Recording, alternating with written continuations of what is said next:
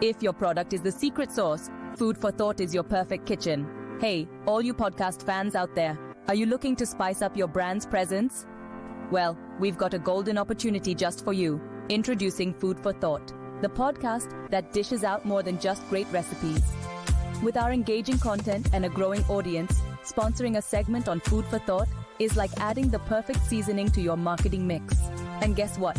Season 2 kicks off on June 6th at 8 p.m. So if you've got a product that needs a shout out, don't wait.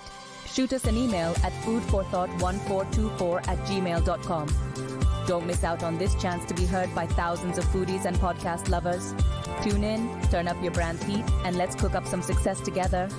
Remember, it's not just food, it's food for thought. See you there. Are you ready? 5, 4, 3, 2, 1, 0.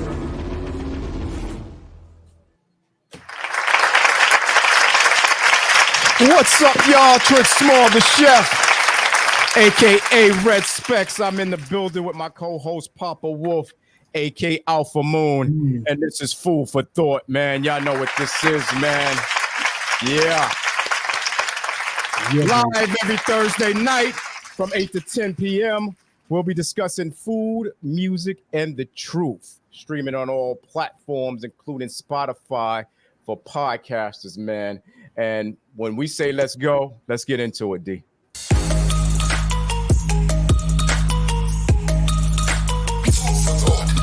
A new year calls for a new kind of podcast. Live every Thursday at 8 p.m.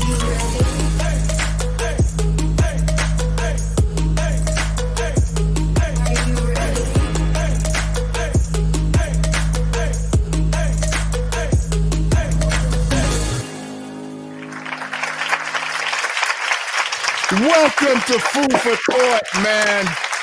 Yeah, I'm your host, Trent Small, the chef, a.k.a.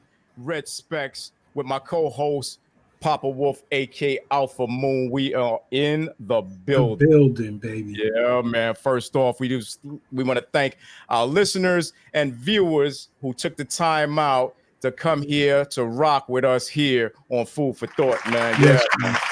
Appreciate you. So if you be so kind as to follow, like, comment, share, and hit that notification so you don't miss any of the episodes, we will appreciate it, man. Monetary donations and gifts are always welcome here at Food for Thought. You can Cash App us at Cash App for Food for Thought FFT, or Zelle us at Food for Thought 1424 at Gmail. And we'll get that. Thank you very much for those donations and everything, man.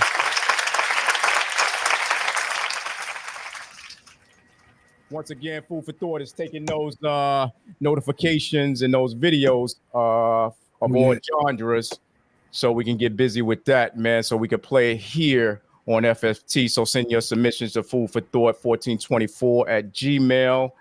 And make sure it's a MP4 file, man, so we can get it on the show. God damn it. Let's get it, baby. Let's get it, baby. Yeah. Alpha Moon, what is good this week, man? What is good? Yeah, it's a lot of stuff going on, man, this week. You ain't lying. I'm getting ready to get up out of here, man. Tomorrow I'm going to New Orleans. Oh, big up to that. Big up to that. Yeah, man, anniversary. So me and wifey going out there, but it's a lot of stuff going on in the news. I just seen they got the hostages, the biggest hostages trade, Yes, since the Cold War. Yeah, since the Cold War. So good for the families. They got them home. You know what I mean? So that's yeah, big up for them coming back, man. They've been out there for a minute, man. For a minute. So, that's been crazy. Yeah. Vernon Rembert, I see you in the building. Yo, was good, buddy. Yeah, so that's going on there. The house hunting thing is still coming along real good. Paperwork, sending this. Yeah. Well, hopefully the next time go around, if you happen to do it twice or whatever, that'll be a little more simpler. I'm just saying, man. I'm saved bad twice. I ain't tried twice. Like, yeah. I'm just saying, man, if you happen to, get rich, man, and whatever, food for thought, bring some cash in, you could get a new house or something. What do you think? I don't know. You know me. I'll be invested at somewhere else. You know what I'm saying? Oh, man, I tell you, man. My Chris P joint right there. You know what I mean? I can't. Yeah, man. And then did you see anything going on with Israel and all of them? Like when they dropped the bomb, yeah. It's getting ugly on that side, man. Yeah. And I don't know. I know we don't really jump too deep into the politics, but like to me, it's kind of weird, because they saying it's like, he really Netanyahu, I don't know the names, right? But he just wants to drag in like, the United States and stuff like that to keep it going. You know what I'm saying? So he bombed them people, looking for that leader. They knew where he was at all along, they said. So it's just getting crazy, man. The world is getting wild, man. It's getting wild. Yeah, no doubt. Yeah, but tonight, man, we gonna have a real what we got tonight, Jay? Bring it up, baby. Okay, I gotta bring it up. Yeah, tonight's guest is one of a third of the Latin Grammy award-winning nominee and an Emmy Award winner. We got DLG, aka Latin Dark Grooves, in the building, aka James the Barba. Yeah, James the Barba in the building. Yeah, okay. Yeah, also, we're gonna have from the 1992 rap group Zhigge Tribe, had a big hit. They had a couple of big hits. Yes, Do The they did. Uptown Bounce, all of that. They had some hits there. We're gonna have him in here, Kzo, aka Kamal, aka Mr. International Zoe, in the building. In the building, man. Yeah, man. I ain't seen them brothers in so long. Yeah, man. It's gonna be real good chopping it up with them, seeing what they doing, what this International Zoe is all about, what James is up to. You know what I mean? They cutting DJ hair when he's a little baby. You know what I mean? Little boy. Yeah. So it's gonna be good. And then we're gonna have Pinky coming in because he got a whole bunch of news and sports stuff that he gonna drop off. You know what I mean? So no doubt. Hopefully he calmed down. He was kind of tight last week with that with the shooting and thing like that. Hopefully, he calmed down. So. Yeah, man. BK Pinky gonna be in the building, man.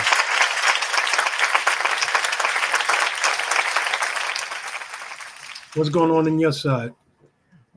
Not much. I did some stuff that people don't normally like to do, and that's paint. So I was painting the basement downstairs because it was a mess after a while, the walls and stuff like that, So just painting it up and making it a little brighter like it used to be when I first bought the house. So, but painting is not one of my things I like to do, If the room is real small, like a bathroom with one wall, then I'll paint it like a small bathroom with one wall. Because I ain't trying to be painting and doing all. But I like it. I put on some music, do what I got to do. You know what I mean? I'm more like, the handyman, like to fix stuff up. And now that we got this time on our hands, this retired life. You know what I'm saying? Like, it's a beautiful thing. It's a beautiful thing, man. It's to sit back and do what you love to do. You know what I'm saying? And how you do it. Yeah, man. Yeah, man. It's no joke. That's a good thing. I mean, I'm enjoying it. I can't complain about it, man. I don't have to get up every morning and go to work. What happened to the beast? What happened to the beast? A couple of people text me, said they don't see the beast on the streets and stuff like that no more. The truck, the big beast. Oh yeah. So what happened with that is that it had a transmission issue with one of the sensors. So there's a sensor on there that has to be fixed, and technology. That thing drive itself. That thing drive itself, man. Yeah. It does. I can't mess around with that, man. That thing drive itself, man. No. Yeah. I mean, listen, people like they Ram trucks and stuff like that. I'm a GMC guy, so I like my GMC, whether you guys don't or not, but that's my thing. I'm with cousin Bob. What Bob you said we used to ride around all in? That's what I'm with. What do you had? Suzuki Samurai. We pile up in that. Yeah, Suzuki Samurai. Yeah, we was good with that, man. We pile up in that. We good to go. You know what I mean? Man. So that's it, man. So let's get into a little bit of this news, man, because your boy Redhead is bugging right now. Or like Pinky say, Agent Orange. Agent Orange is messing up. Yeah, Agent Orange. Yeah, so Trump falsely accused Vice President Kamala Harris of deciding to turn black during this panel discussion with black journalists Wednesday, right? Mm-hmm. So this event was confrontational from the beginning, right? Right from jump. From the jump, Trump sparred with these three moderators from the National Association of Black Journalists. Also, ABC News, Rachel Scott was there at the same time. She was one of the three moderators there on the panel. Yeah. So Donald Trump made a combative, appearance there at this conference, and it was really heated. Heated question and answer session that most of the time was just focused only on the race of Kamala Harris and nothing else. It was just like he was just he was just sidestepping a lot of stuff. Yeah. So I checked it out. I seen it. So I'll wait for you. Yeah, Trump claimed that I didn't know until a few years ago that Kamala Harris who was Indian. I didn't know. He started all that crap. Yeah. You know what I'm saying? Yeah, he did. Yeah. So he said he didn't know until a few years ago that Harris, who is Indian black heritage was black. You know what I'm saying? He suggested that she decided to turn black all of a sudden, only for political gain. Like she playing the race card. That's what he. Yeah. This is just another tactic to discredit Vice President Kamala Harris. What you think? We try not to get too much into it because we laugh about it off the scene and not laugh like ha ha. Listen, to me, is right and wrong. You stand on your principles and you stand 10 toes down, real talk.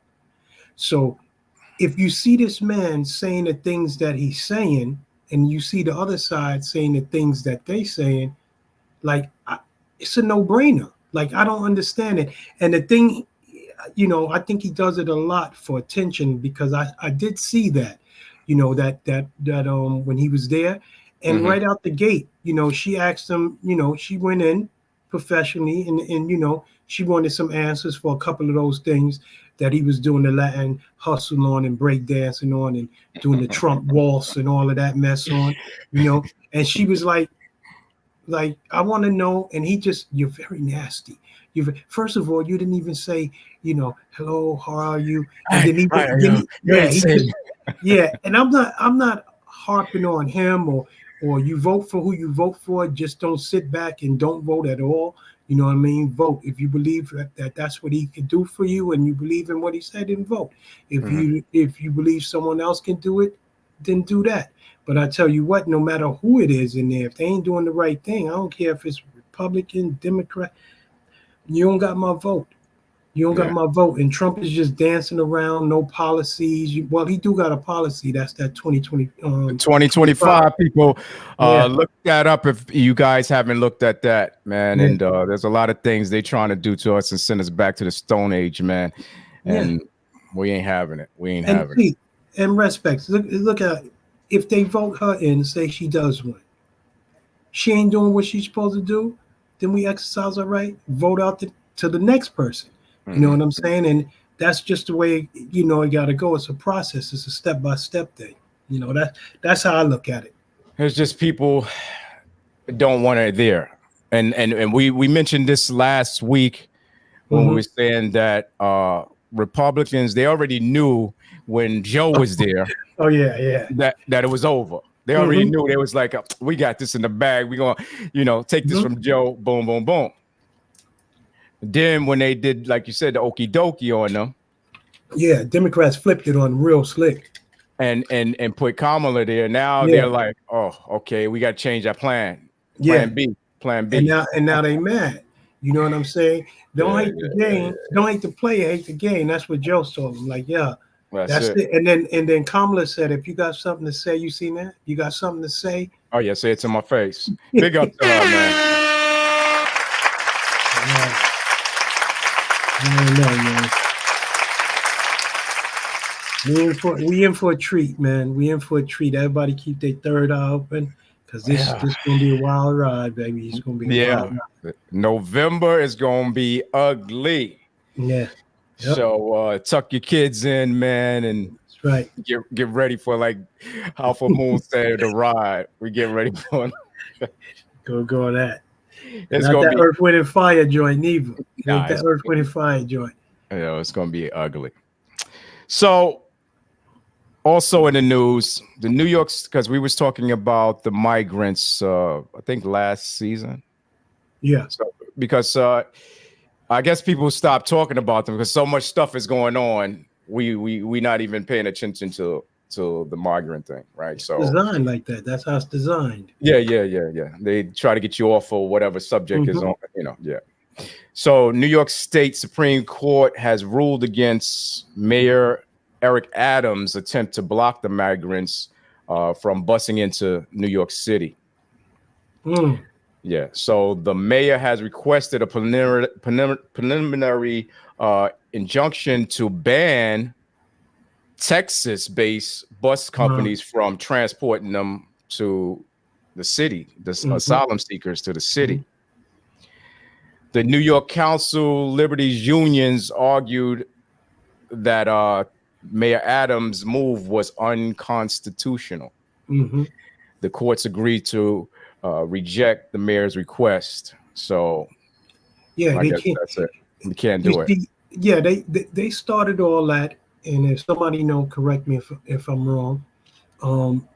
They started all that with Florida, with the governor, DeSantis. With DeSantis, and then once DeSantis got away with it, then Texas, started doing it, and then they started dropping them off there. And I just believe that it's just to cause mass confusion and don't like these people because they coming in. We all ancestors that came here like that. You know what I'm saying? To this melting pot. Yeah. I just believe they have to find a better way of doing things with them where it's not a quality of life issue for the people of New York to that extent. Kids got to get educated. You know what I'm saying? But you don't have to put masses amount of the migrant kids in the schools where the other kids can't even get in. So that's more like a issue with like the Department of Education, and they should have different protocols and things set up like that. Right. But when they getting bust and don't know when they're getting here, they next thing you know, they got 3-4 buses. You can't set up for that. You know what I'm saying? You got to process them and stuff like that. So it's a shame. I think that in the beginning that they did it all wrong, like you said, from Florida, and they shouldn't even done it that way. No. They should have sat down with New York and said, listen, we have these people coming, X, Y, and Z. What can we do with them? But they didn't. They wanted to prove a point. Well, those are sanctuary cities. Well, take a couple of these people. You know what I'm saying? Not knowing these people are traveling, they tired, they got kids, they've been through so much. Like, where's the humanity? You know, it was none. Yeah. It was just like treating them like animals. Yeah. You know what I mean? Just like here. And some of them was living on the street. For like they was doing a lot of on stuff. end because they was doing Yeah. Listen, when you come in and you coming from places that these people allegedly come from and all of that, it's kill or be killed. So they come to a city where we look at it like, wow, look, this is crazy here. It's paradise for them. It's easy for them. So when it comes down to I got nowhere to feed my kids, I can't do it. That's human nature. Yeah. You know what I'm saying? For some it's human nature. Like, you gotta get it by all means necessary. Yeah. And not only that, like you said, some people need to come here for reasons that we don't know, whatever. But there are some that's here doing the wrong thing.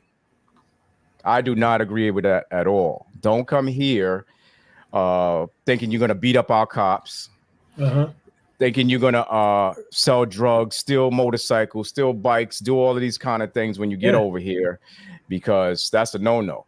You understand what I'm saying? Yeah. I understand that, you guys want to come over here, but you don't come over here like that.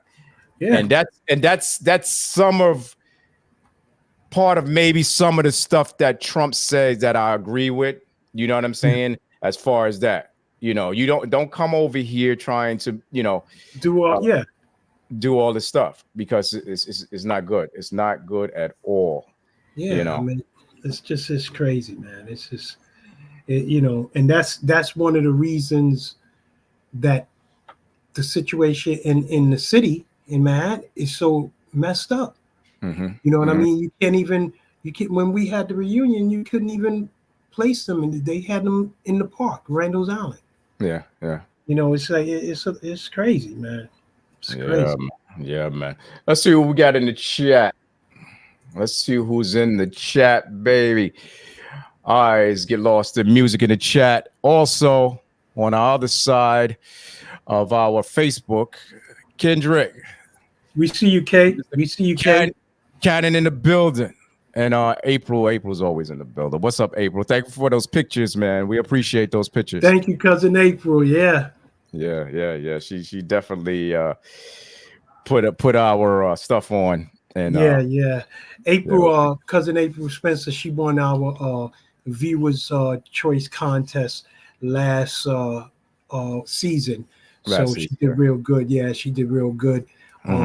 She logging in all the time, so she looking for this season. She ready to get her another food for thought basket with all the goodies in it. Exactly. And once again, you guys better be looking at all the episodes. If you have to binge watch, you go back and look at the episodes, because the questions that we're gonna give you guys should know. Yep, because the questions come from each one of the guests that appeared on our show. Some of the questions might be 2 questions, multiple choice, you know what I mean? And whoever gets the most questions right, they get the gift basket, and we move from there. You know what I'm saying? We do it from there. So that's how that goes. And that's going to go down on August 29th. August 29th of course, is our season finale. I'm gonna cry. It's a season finale. So what we do is that contest. So you guys get to listen up and get in there and stop playing games. Yeah. And really listen to what's going on. Yeah, get it going. We waiting for another one of our guests to get in there. We see Kzo, he there. Yeah, man. Yeah. So I've been let me get to our sponsors real quick, because we didn't do that. Get to our sponsors. Today's episode is sponsored by Dubby Energy Drinks. Dubby allows you to have faster reaction time paired with laser-sharp focus without the jitters or a crash. If you want to start winning more, this is for you. The Premium Energy Drink Dubby. Get 10% off your entire order from Dubby when you use coupon code Food for Thought, which helps support the podcast. Yeah, man. Coupon code Food for Thought. Yeah. And you can get 10% off your whole order over there on Dubby, man. And them shakes are pretty good. Yeah, man. I have today. I have push and punch.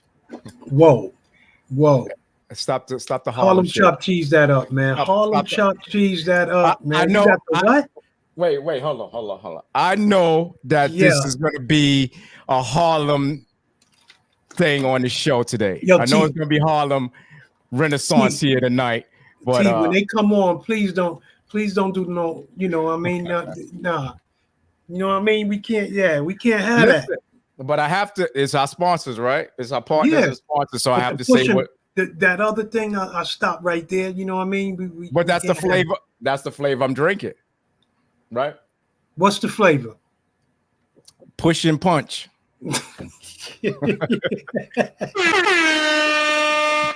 Oh boy. WW, they have some weird names, man. They do.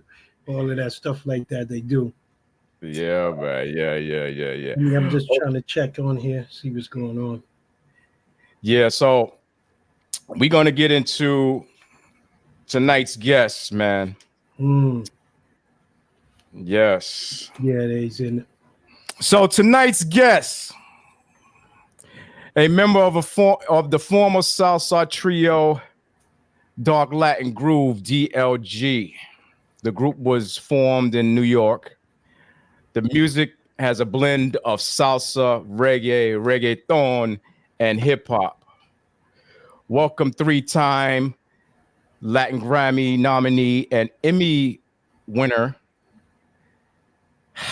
James the Barba on the show, man. What's up? So we were nominated for 3 regular Grammys. 3 regular Grammys. We won a Latin Grammy. Let's get it right, Jay. Let's get it right. That's it. Yeah. And about 5 billboards. 5 billboards, whatever. So accolades and all that. Talk. Yeah, man. I'm sorry, I'm a little bit late. I was chasing that check, trying to get this closing. I'm trying to sell one of my buildings.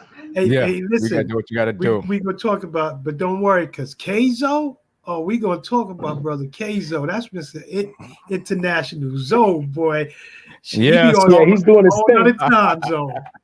Yeah, so also joining us tonight, man, from the 1992 group Zhigge Tribe, with their hits like "Toss It Up," "Rakin' in the Dough," and "Do the Uptown Bounce." Do the Uptown Bounce.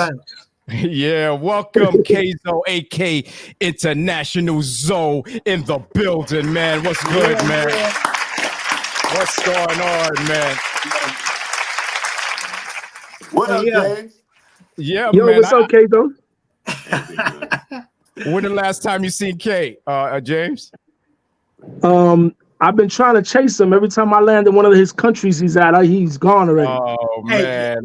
That's what I was just trying to tell you. When you said you was late, you got to catch him on the international time zone. This brother's like going over. Yeah, man. Are you in the city, K? No. I'm in Colombia, Medellin. And I'm flying out to Puerto Rico tomorrow. Yes, because you got a show tomorrow, right? Well, I got rehearsal tomorrow, but show is on Saturday at the Coliseum. Nice. Yeah. Nice. So let's start with you, James. Tell the people who you are and where you come from, my brother. James the Barber. I'm from Spanish Harlem. My nationality is half West Indian, half Puerto Rican. There's no reason for you to try to figure out whether I'm black or Indian or whatever that is. But no Trump comment there. And born and raised in Spanish Harlem. I moved to the Bronx about 25 years ago. I was fortunate to start getting into the real estate game, and I did all right purchasing up in the Bronx before it got crazy. And but yeah, I did music for a long time. Actually started out as a dancer with Zhigge when we were just dancers. And they started recording. I wound up going on tour with Sister Soldier. I was still family. That's just the way the whole network was made up. That's why Zhigge Tribe was so important and so influential, is that people were in and out, and we were just all a nucleus group. I was part of the nucleus. Our first paid gig was to Japan, and we was actually hired as dancers, not even for music. And And then after leaving Sister Soldiers, when I started, I was hosting and stuff, and wound up getting in the Spanish industry. Toured with Tito Nieves for 2 years, and then did DLG. And knock on wood, it took off for me. And here we are, like almost 30 years later. I'm still touring, still getting them checks every month. That's all that matter, man. That's all that matters. Yeah. That's right. That's all. Yeah, man. How about you, Kzo? Okay, tell everybody who you are, where you come from, my brother. Oh, wait. Can I interrupt real quick? Yeah. Just so you know, it all started in my barbershop. I stole Kzo. He was cutting hair. He was being known as a young barber, and I stole him, told him come cut with me. So it wasn't like my shop, it was our shop. And long story short, even when we got older, I wound up working for him. So it's full circle. So we've been friends since we was young teenagers, and we did music together. We worked together on business together. So it's a bond that's unbreakable and just continues. And like they say, you cannot see your friend maybe for a year, and then when you get with each other, it's like you never left, because we act like we 15 and start snapping on each other when we see each other anyway. That's what Bishop would say, yo, this is gonna be crazy right here, boy. Yeah. Go ahead, Kay. Kamal, born in Brooklyn, but I grew up in Spanish Harlem. Me and James are from the same neighborhood. Yeah. Just across the hall from each other, basically. Always was into hip hop, dancing. I started out doing boogie, popping, locking, what I'm saying, and cutting hair, So that's how me and James first kind of connected on the hair cutting part, and we worked together a few times throughout our life. I was in the shop probably with James when I started to dance with Special Ed. So I kind of left the shop to go on tour with Special Ed, me and my brother Prancer. And then later we got Tonga and Ken Dog down with YZ. You know what I'm saying? And we were just breaking up the group Zhigge with the dancers and y'all you and You sent me the Moni Love. You sent me the Moni Love. Okay. So we all like branched off and did that. Then we came back together to do the music. Yeah. You know what I'm saying? And we started working on the album like 1990. And then we got a deal, came out in 92. But James was there for all of that, all the rehearsals, even when we performed for the label. Signing for the deal. Yes. So I danced with Special Ed for like 2 years. Then we did the music for like 3 years. I went back to the barbershop, you know what I'm saying? Went back to 125th Street for 2 years and opened my own shop, Levels. Yeah. And, it's just been a blast from there. I opened in 1996, 125th Street, June 15th, 1996. Yeah, that was the place. Yo, that Levels? Yeah. Levels. So, then you had the other joint, Lexington. Or Lexington, we're going to go down in history in Harlem like Jerry's Den, you know what I'm saying? Tell about it. Tell it. 3 more years, it'll be 30 years. So, but even though the real estate and everything is getting crazy, but, I set myself up, I travel, moved out the city, and now for the last 4 years, I've just been traveling around the world. That's the international zone now. Okay, stick it right there. Big up. Yeah, man. Yeah, check this out. I know briefly, I was telling y'all, when y'all talk about the barber, first I seen a video. Y'all was performing, and I think James, you was on. It looked like a big gymnasium, and I think you had the dancers, and I think James was there too, because I know he was doing some dancing and stuff like that. So I was like, oh, it was one of y'all was performing Uptown Bounce and stuff like that. Okay. So I seen that. Yeah. But what I wanted to tell y'all was, y'all both started my locks, right? We were talking about that a little while ago, and I should have pulled up the picture of how they started and how I'm gonna show you how they are now. But when I seen the picture, it reminded me Bishop Respect started his locks before I started my journey with the locks. Yeah, there was a lady, young lady at your barber, a slim lady that did mine. I can't remember her name though. I was trying to remember the brother and sister K. I forgot the name. The dude, one kid had no leg, and the other girl was his sister. Slim, I remember. The light skinned dude. Yeah, with the light eyes. Yeah, it was a minute. Oh no, I think you only had like one female there in the place, so yeah. It must have been her. Well, she was the only barber that did it because we had a female doing female hair in the back and all the way in the back. So it must have been her. Yeah, she started my locks. Yeah, she started mine. Yeah. And from then on, I'm now. It's a way of life. You know, it's my way of life. You know what I mean? And this is you guys helped me start that on this journey, and I really went down this path. But this is where we at now. Damn. That's him sitting in the chair. Yeah, to the How ground. many years now. is that? Like, I'm right now on my journey. Huh? 40 years? How many years?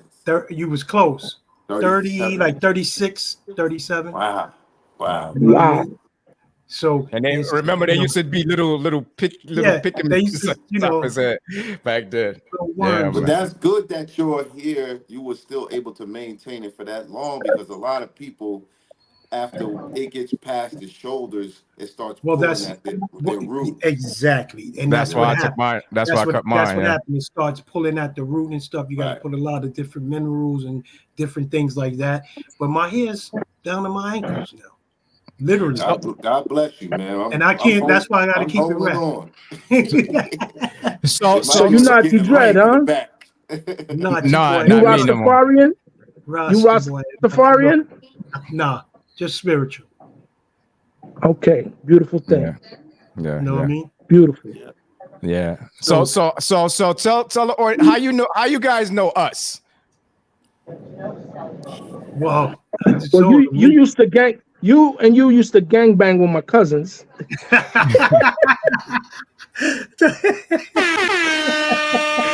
Hey. Man, listen. I think about that. I was talking about that the other day. How we was always part of the negativity because we just grew up with them, and we was always around them, but we wasn't about the bullshit. No. You know what I mean? Which is also a blessing. And they kept us away from that.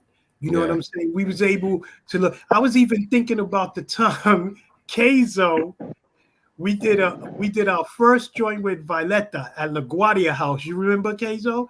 Me, the twins, Bishop. Yeah, our performance. Our performance was so crazy, right? We had to get a smoke machine, but we couldn't get the smoke machine, right? So we had this guy dragging his dry ice across the stage, right? We had that. We had them in the stages and everything. And who froze? No, we got. Yeah, you're good. You're back. Okay. And it was so crazy because it got so crowded, so hot, so fogged up. The fire department came. I'm crying because I was like, they shut it down. They had to shut it down. You remember, Kay? Black Rob. I don't think you remember. Yeah, it was a while. Yep. And we looking for the tape because we got the tape. Yeah. And we interviewed you too that day. You know what I mean? I gotta see that, man. Yeah. It was I'm looking for it, man. I'm looking for it. Anybody has the tape. LaGuardia House. Asking for that for the longest. Was that 1990? 1989? No, not 89. It was in the 90s. It had to be like 89, 90. Yeah, it was in the 80s. It was 80 something. Yeah. Yeah, because you gotta remember when we were doing the Four Kings, when we were doing our music, Kzo and them wasn't out yet. Yeah. You know, because we were doing our thing then, and because we started in 86. Yeah, we started like our journey in 86. So we was like it was about 88. If I remember, it was around 88. Yeah, we was in Calliope. It was about 88. Yeah, we started in 86 in Calliope Studio though, and that was before De La Soul and all of them used that studio. Even Yeah, even got my we came out with our masters. I made sure we got our masters from there. Yep, But we showed them up yeah, on one of the episodes. yeah, So, we sure, yeah, man, and then yeah. James blew me away when he told me today. He said, "Yo, remember when you was telling me?" I said, "Save it for the show." You was telling me about when me and you met out a while back, and it was kind of like, Yeah, we was talking. It was in front of Quasimodo's, and we were talking, and we was like, "Yo, I can't wait when we get old and we start talking about because we gonna make it and we gonna do our thing." And Lord Tariq was there with us, and he wasn't even in doing nothing at all. He was just starting in the music too, and we was talking about it. And I had just got off the mic because I was running around with Ted Smooth and everything, and we talked about this day. We said one day we're gonna talk about all the stuff we've accomplished. And we was drunk as I don't know what, because we was kids. We was in college and all that. And we talked that and we did it. So that's the greatest part about it. You know, it was funny too that we've been trying to get in touch with, because we found on our masters, we found a track that he did for us, Frankie Cutlass. Yeah. Oh wow. Yeah, he did a track. I talked to him once and I invited him on the show. So Frankie, if you listen in here or whatever, come on the show, man. You know we got the brothers here, man. But I contacted him one time and asked him to come because I had Gbo the Pro and I had Joe Kzo on the show. Joe Kzo is the first photographer of hip hop. Right, Yeah, one of y'all got the your volume up too loud because it's feedbacking. One of y'all, you got just turn the volume down just a little bit. Okay. Better. Yeah, that's better. Yeah, so we had him on the show, so we was trying to get him to come on, but he never responded. So let's see what happened. So fun fact, my first ever recording was with Gbo. Wow. Yeah. He's a good dude, man. Yeah. Gbo's a good dude, man. Double R Gbo the Pro, 13. Wait, he used to live in his studio? Because remember he had a home. Yeah, that's when he was on 109th Street and he had the studio set up in that duplex apartment. With his little ass BMW convertible. Yeah, that great. I was like, dude, you know who gave him that, right? You know who gave it to him, right? No, who gave Keith him that? Herring. Yeah. Keith Herring gave him that. Yeah. It was so small. That was used. That was used for an artwork thing, and he drew on it and everything. BMW gave that to him to draw on. That's your vehicle, and he said that's for you now. And he gave it to Gbo, and Gbo kept it until it died. Right. Because that goes to show you how long that been. Because when we seen the BMW, it didn't have no drawings on it yet. It was just blank, So that goes to show you. No, they washed it off. They washed it off. As soon as it was over, they washed it off and they gave it to him and he used it. Oh, I thought it was on there permanently. Okay, I got you. Because I didn't see the writings on there. Yeah. So I was gonna say for the people out there that don't know what DLG stands for and how it came about, can you explain it to them? Sure. So DLG stands for Dark Latin Groove. And what it was that we wanted to, my producer more so than anything, he wanted to formulate a group that represented New York. Because a lot of people don't know that salsa comes from New York. Salsa is the New York version, the urban version of mambo that was like in Cuba and Puerto Rico. Bomba plena is like the basis. And what happened was when they moved to New York and they started to implement the movement, they renamed it salsa because there's a saying like "dale salsa," like put some flame on, put some zest on it. Yeah. And so we wanted to like make a movement like that with salsa, and basically what happened was salsa was all pretty light skinned dudes with ties and jackets, pretty boy, and he was like, I need something that represents New York, dark skinned brothers that mix hip hop, and because he was really wanted to do the hip hop thing, I wanted to do the reggae. He was like, the same thing that I'm doing. So I was like, well, then we on the same page, and we mixed it up, and we implemented that R&B's flow, and then we just No Morirá, which was our first single, which was a remake of an English song.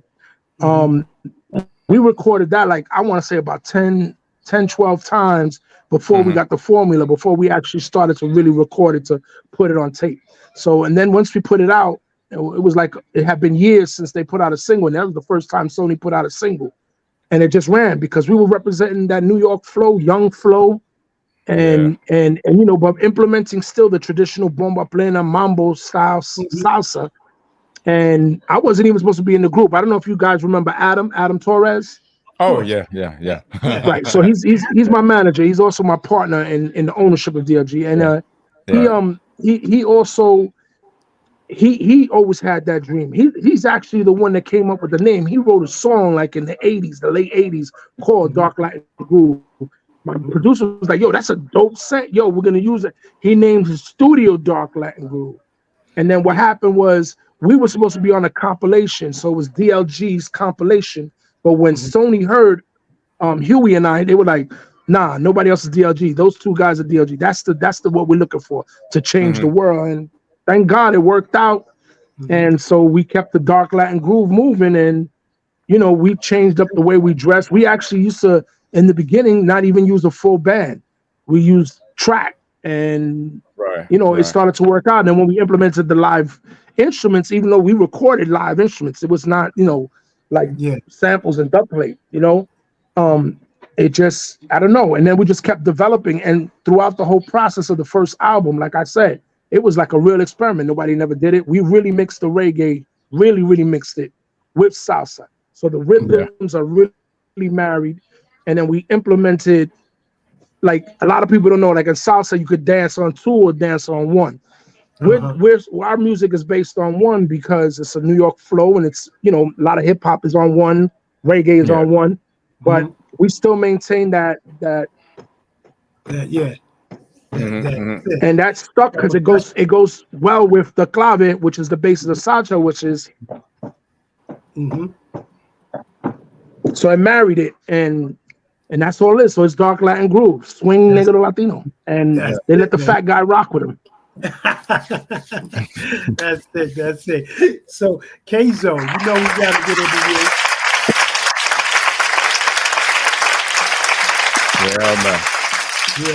Yeah, you know T coming. You know Papa Wolf gonna be over there talking to you. You know what I mean? So like, I want to know, what was it like, you know, being part of Zigge Tribe, right?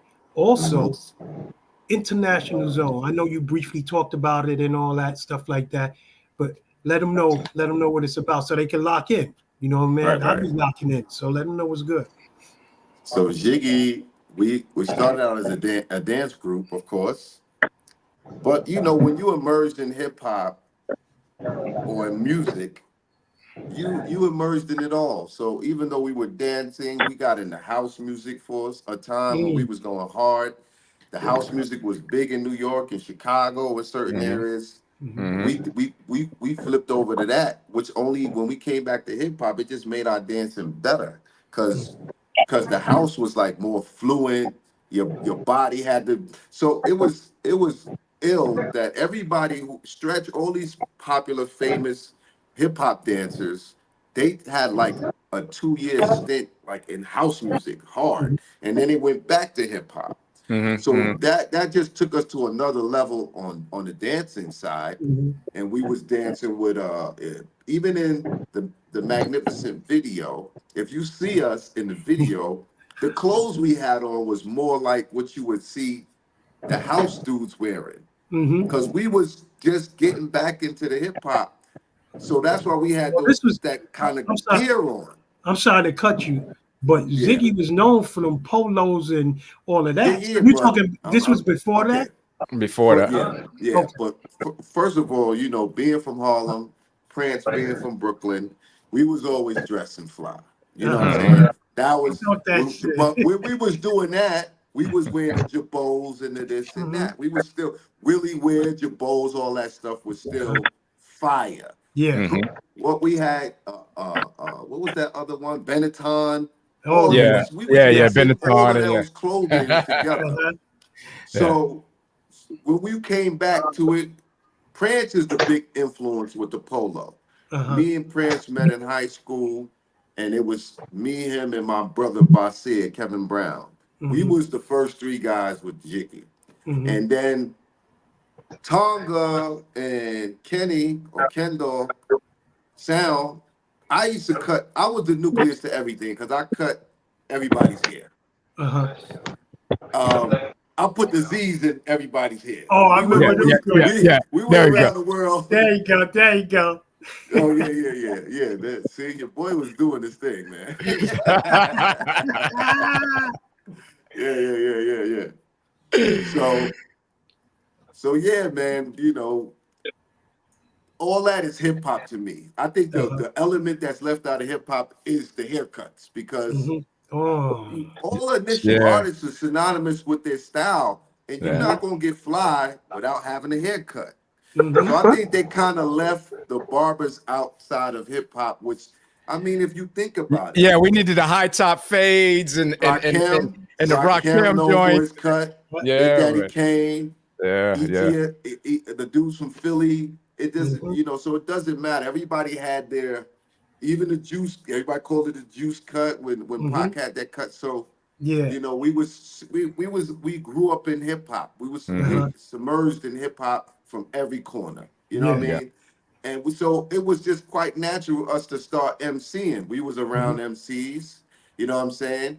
And Sound started kind of like MCing first because he was around YZ. And he took on that kind of like wise intelligence style with the fast rapping because Sound had that Latin tongue, you know, he's half Puerto Rican. So he had that, he could do that quick, you know what I'm saying? So but we was all brothers and we were all into hip hop. We loved it. So we went from dancing to rapping. We were able, because we were already in a whole bunch of music videos. We were already on tour, used to being on stage. So for us to get a deal and perform was just a natural progression. You know what I mean? And so when I did that, I stepped away from the barbershop for 2 years. I remember it was like 2-3 years. I stepped away from the barbershop, but I always had that in me. So when the music thing didn't, you know, we got dropped from the label and all that, I went back to the barbershop. You know what I'm saying? As a barber, especially in New York, you're always kind of like an entrepreneur. You know, if you rent a chair and you work for yourself, that could be your beginning stages of entrepreneurship. So in 1996, I partnered with my cousin and one of my best friends in the barber game at the time, Larry Wilson. I remember and we that. opened up the first shop on 25th Street. Yeah, Larry. So, and me being an entrepreneur, that's kind of, I think, what me and James got in common a lot. We both always been entrepreneurs. So I went on to open up several more locations. You know, I opened in Queens. I had 2 in Queens. I had 2 in Brooklyn. I had 3 in Harlem. I had 2 upstate New York. So, you know, I was all over the place with that. And it balanced my lifestyle. I was able to make money without physically doing anything. And so it gave me time, it gave me the resources to start traveling, something that I liked, something that I got introduced to from hip hop. Because I had never traveled anywhere before dancing for special ed.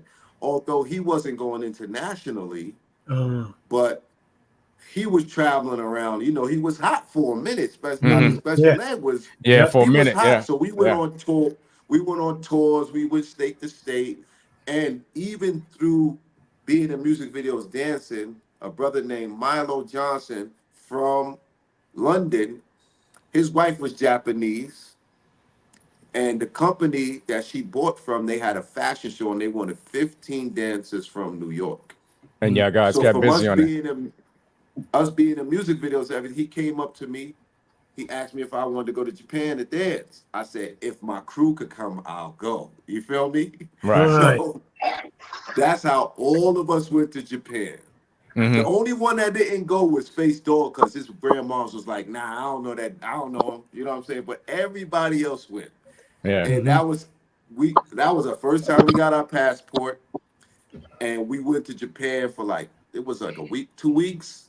10 days. 10 days. All right. So that was our first international flight. And that's what really started me on some, I love this. You know what I'm saying?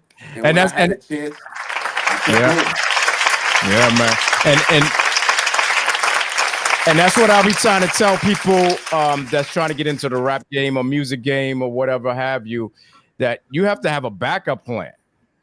Like you said, that's my backup plan right now. This is my backup phone. My other one died. I got 3 phones. I'm sorry about that, man. That's how I told you. We live, baby. Anything can happen. We live. Yeah, we live, man. We always tell people that everything can happen. We ran into a lot of stuff. Listen, I know Zoe's, Kay is talking, but I want to let y'all know something. I want to give him his flowers because he was the architect of the whole thing, man. Yep. To be honest with you, his business perspective on life was crazy. Was really important, and he knows it to a certain extent because at the end of the day, he knows his worth. But a lot of people don't realize that when you're in the entertainment business, your artistry, your talent is like this much.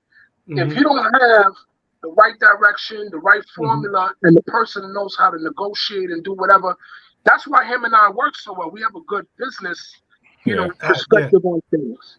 I'm a little bit more of a loose cannon when it comes to things because sometimes I just don't give up, but he's a little bit more his architectural plan about the whole business. That's the reason why Zhigge worked. I'm talking about from the start of us just being dancers and branching out. Not everybody's going to be happy. People are going to argue. But at the end of the day, the foundation is set. So after you finish talking and getting mad, just come back over and let's get this money because we already got it in place.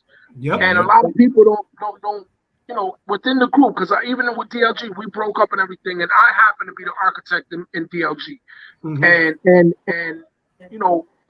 people know who's who and what's what and who to speak to and who got a level head. And when there's a choice to make, and it's a gamble. It might work, it might not work, but making a choice, you can't sometimes make the choice based on your feelings. You got to make those choices based on what's the higher ratio of success.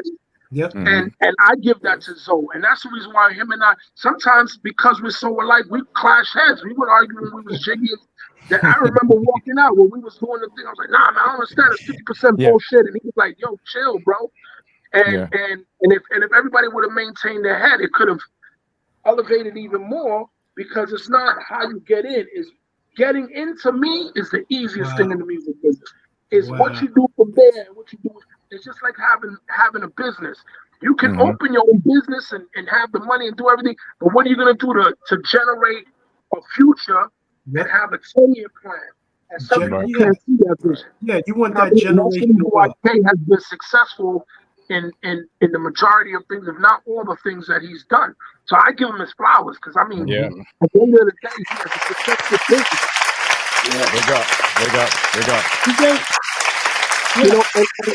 And I don't need nothing from him. So I'm not saying that. I'm not saying because at the end of the day, you're giving him his flowers. We're good. Yeah, you're giving him his flowers. He's been my friend since childhood, and I love to see just like you, Trent, and you did. I love to see my people doing their thing because we came from a lot of negativity. Yes. We lost a lot of friends. Yes. You know what I'm saying? Yeah. And we lost friends to bullshit. So when we see doing the right thing, and we didn't have a trust fund. No, I don't think none of y'all did. I didn't have no trust fund. Nobody saved no money for me. I was in financial aid when I went to college. You understand what I'm saying? It wasn't no easy thing for me or any of us.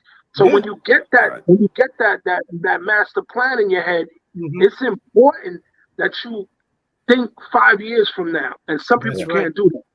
And that's what happens a lot of times. So that's why I'm glad that to this day, me and Kay, we all right. You know what I'm saying? They always say that you'll be the best of friends if you never need each other. But you always need each other. Yeah, and that's what I was telling my sons that because both of them rap and they're very good rappers.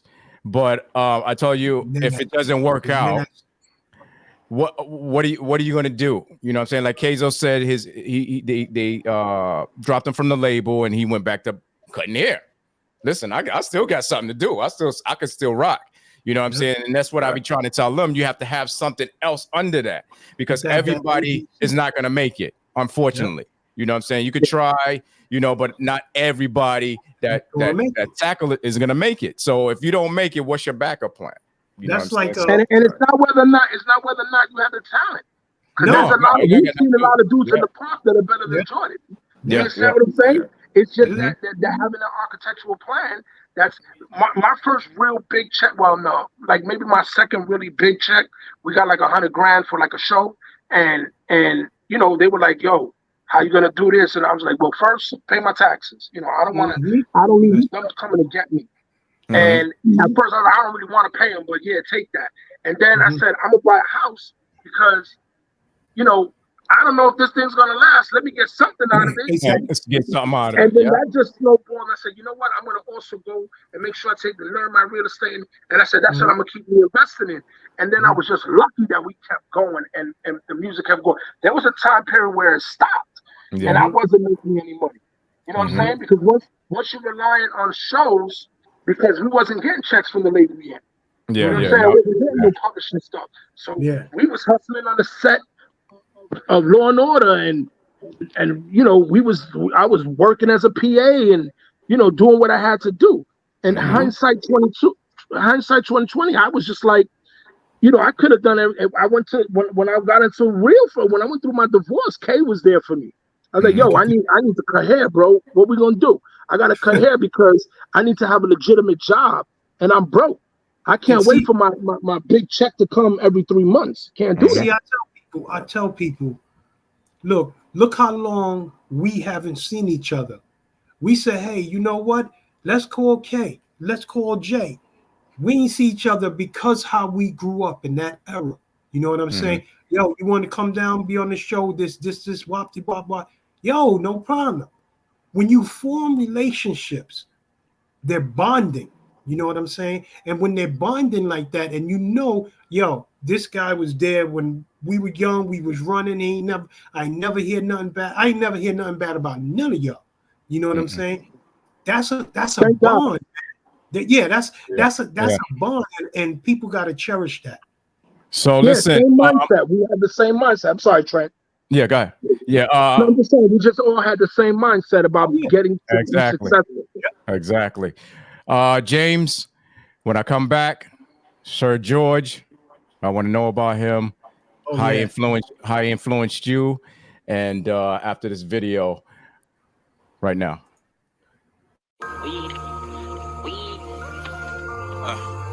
You know when it's spit. It's spit. Yeah. Listen to Finny, no, you know when it's spit.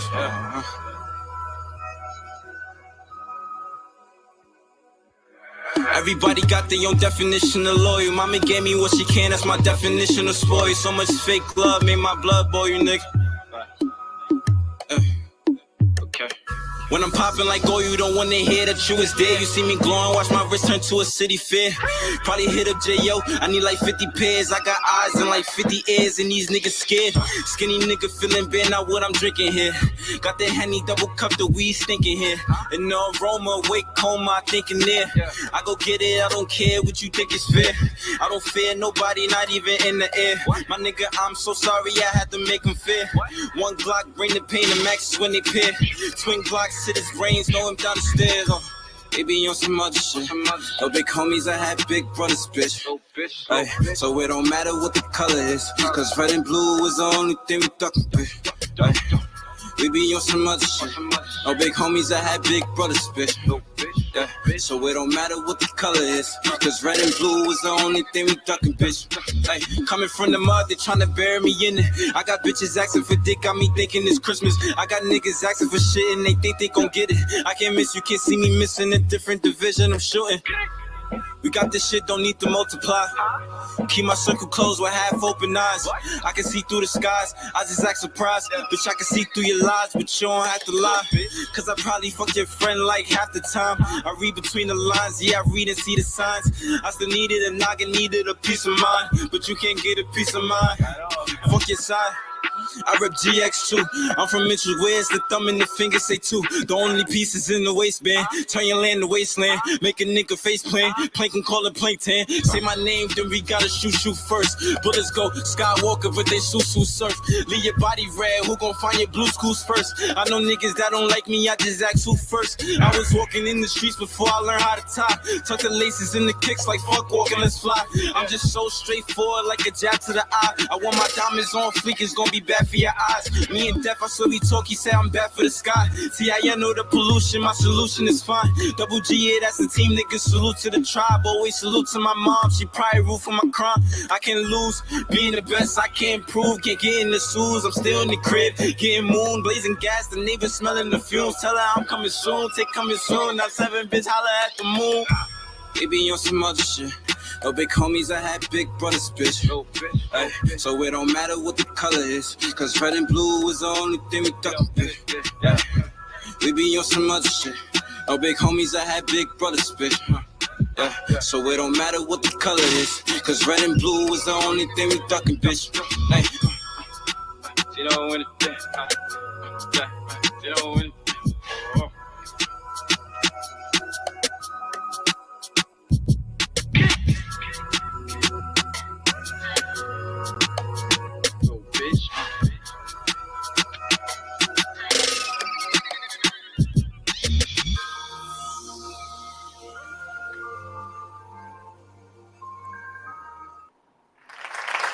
Yeah. We are back in the building, man.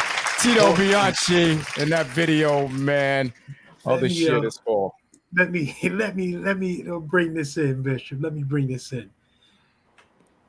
You always helping people, K. You helped my little brother out, Chris. He needed a little job. He was probably like 12 or 14 years old. You remember that? Till this day. And he held that job for like 7 years. So he moved up to shampoo and hair. You know what I'm saying? We used to be teasing him in the shop, right?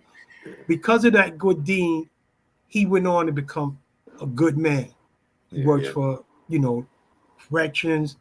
He was a good kid. He got his own business. Actually, Respect is going to one of his joints this weekend. You know what I'm saying? So, the Twins is doing good.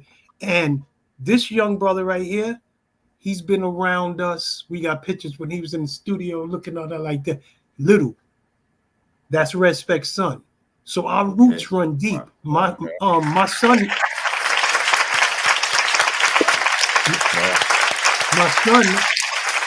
that y'all cut his hair. Y'all cut his hair. Used to put the little thing in. Snipe, if you were here, he corrections now too. But if you hear, I used to bring him in there. Y'all used to cut his hair. He became one of our artists. We signed him to our management company.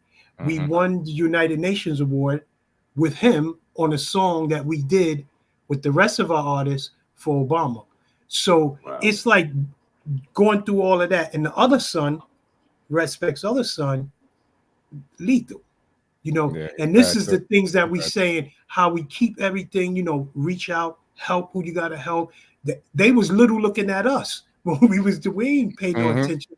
And I'm always bigging them up because I'm so proud of them. I know Respect is proud of, but I'm so proud of them. They doing their thing. You know what I'm saying? They doing their thing. Yeah, man. So Kay, what's this international? Don't give all the Jews to us, because when I was doing my research, I seen you say, yo, listen, y'all can't be asking me for all the good joy. Guys, Bishop. No, hold on. We're going to get back to James first, because I said when we come back, we're going to get to Sir George and who he is to James. Yes. Okay. So Sergio George is from Johnson Projects. Oh, he is. Oh, man. Yes. Wow. He's from Johnson Projects. Wow. Then when he was about 15, 16 years old, they moved to Stanley Isaacs. Stanley, yep. I know Sir George and I know Adam. I know Adam very well. Yeah. Right. And so, we knew him. We knew we was trying to do music. Adam was breakdancing. He was in magazines and all that. And so Sergio, I had run into him here and there in the hood just because we were around music stuff. And but when Adam said, yo, come with me, help me get this group together, I was just gonna help him get the group together. I just wound up jumping on the mic because I was drunk And they were like, yo, who's that? And they were like, fuck them niggas, we want this kid. So I want to do it. But Sergio, and he's always believed in me. And he'll tell you, yo, that nigga sucks, man. He says that all the time. He can't really reggae, he can't really rap. But I'm always the one he called. And he had his biggest success with me. And he always respected my input. And if he didn't agree with it, he was honest. Like, I think that's whack. I don't think it's going to work. Or he was going to say, for what we're trying to do, that's too aggressive or too. Because you got to remember, we were real edgy. Right now, reggaeton is ruling. But when we came in, they was like, rap, whoa, reggae, whoa. Yeah. Yeah, man. Hey, K, you know where that's at? Where's that? That's Medellin. Wow. Yeah, that's in Colombia, Medellin, Colombia. There go Serge. So Serge believed. He said, yo, let's just do it. We ain't got nothing to lose. He was young, I was young, because he's only like 6-7 years older than me. And he was like, yo, let's just do it. He was like, you gonna rap? I said, yo, I don't rap, I do reggae. He goes, yo, even better, let's do it.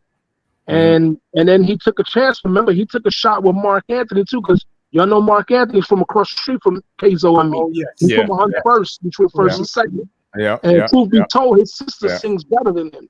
But that's another story. Wow. Hey, this is food, music, and the truth. We say like we spit it. You know it's real. Yeah, I ain't got nothing to lose no more, man. My tongue was bad back then. It's bad now. Nah, but Marcus, you know, and he's doing his thing. He's really popping. You know what I'm saying? And he brought Mark and La India to RMM and said, yo, we need to make this young movement in the back of his mind, saying, I'm gonna leave this company and I'm gonna bring my own group, which was the Dark Latin Groove movement. And that catapulted him. And then he was able, his contract ran out right when Mark smashed it. So he was able to renegotiate at the right time, and he got that money and he invested it in us. And we got the studio. We was on 19th Street between 5th and whatever that is, Broadway, I think it is. And but he's always been a piano. He's been playing since he was 15, 16 years old. He lived in Colombia because he lived there for like 2 or 3 years, because it was like that's where the money was at for musicians, and he was just there. And he didn't really know Spanish that well, just like Huey and I didn't. And it's just like I said, it was that New York vibe, that Spanish Harlem vibe. Yeah. We just took over, and now Sergio, you know, he's done everybody from Thalia, Maluma. Like I was telling you, when I recorded with Maluma, it was before people knew who he was, because he was hot in Colombia, hot in everywhere, underground, but he hadn't gotten to that pop stage. And then he got with Sergio. Sergio did like one song with him, and then he just ran with it, and he knew the women were going to love him. So Sergio's like one of those guys like Kzo. He's an architect. He knows what he's doing and what he's doing and how to put it together, because you can have a lot of great ideas, but if you don't know how to put it together and thinking about what direction you want to go in and what you need to utilize and give to go in that direction, if you don't have that, you're not going to be successful. I don't care how talented you are and how much money you have. So, and that's what Sergio was to me. And to this day, him and I, we still snap on each other. I used to go to his house. We shoot basketball, snapping. He could play ball too. He's basketball. His jump shot crazy. And and you know, we still talk. You know, and then I still give him ideas. I was the A&R. I was the head, not the head. I was A&R for him. And when he started his record label, and I worked with him, and I brought producers and I brought artists. And actually, one of the kids that's singing with me on Saturday was a fan from Peru, and he knew our music better than us, and knew the sounds and the chords and the vocals better than us. And he said, "No, this is how it is. It's on the recording." So he was emulating the actual mix and mastered part, and so he came, and I actually wound up signing him to a group. Some kids I signed, I went all the way. They're from New York, but they were living in Rhode Island. I went to Rhode Island and got them. I got some Dominican kids up from Dyke, and so I was working with him also. So he's always giving me a shot, and he also gave me the second round when Huey, who was the main singer, left.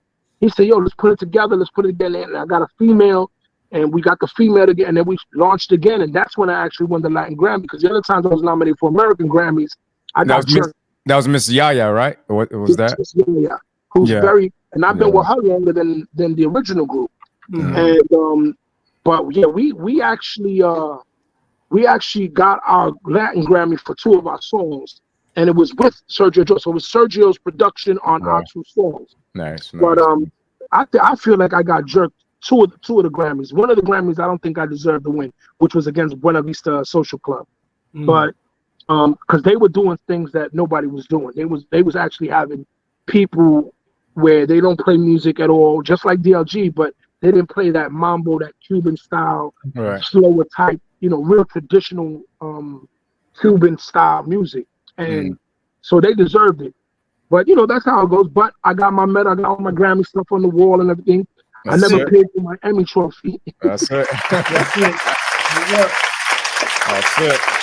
All things Sergio, you know what I'm saying? And again, Sergio's from Spanish Harlem. He's just like us. Yeah. So, and he's doing this thing, and now he has his new movement, Ataca Sergio, and he's making that movement. He just did a recording with another reggaeton artist from Puerto Rico and another girl from Colombia, and he makes his moves. And not only in salsa, because remember, he did the bachata thing with Prince Royce, and he's that visionary architect.